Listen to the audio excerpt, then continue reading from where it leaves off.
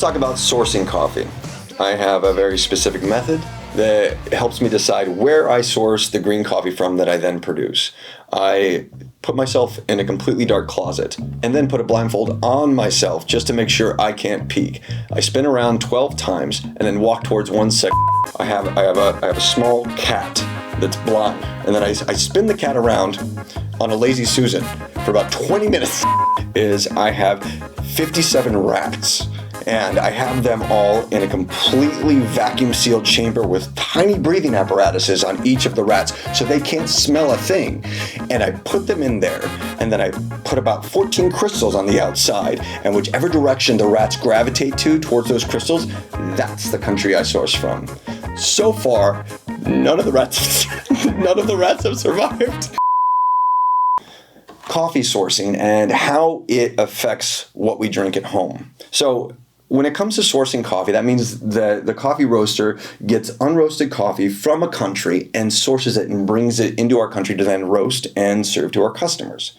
We decide on those things, we being roasters, decide on those coffees by getting samples, cupping them, which is a standardized way of tasting them, and then deciding which ones taste the best for the intended use that we have. Now, the whole sourcing industry is kind of divided into two big groups, which is specialty coffee and commodity coffee. Commodity coffee are the Ubons, the Folgers, the stuff that our parents all kind of grew up on. Nothing wrong with that. That's just a lower price point and stuff that grows at lower elevation that's meant to be roasted a little bit darker so that it's a consistent flavor without that much differentiation from one to the other, except for maybe with flavor crystals or branding.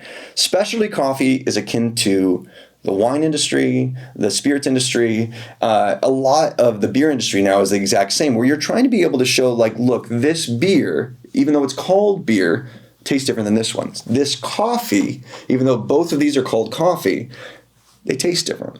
And the reason why is because of the way in which coffee, because coffee is just one ingredient, it's coffee, and the way in which it tastes different has to do with how it's grown, where it's grown, whether or not it's picked at ripeness, how it's sorted, and all of that combined with just the terroir of the earth and the countries that they come from, it affects how it tastes.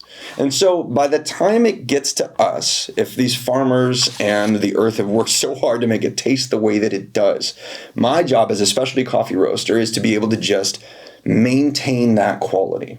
And so in that's why Bear Coast doesn't dark roast a lot of stuff. Not that there's anything wrong with it. It's one of the reasons why we have one or two more developed blends. But the majority of what we serve, we're trying to make sure that the farmers get the credit that's due to them.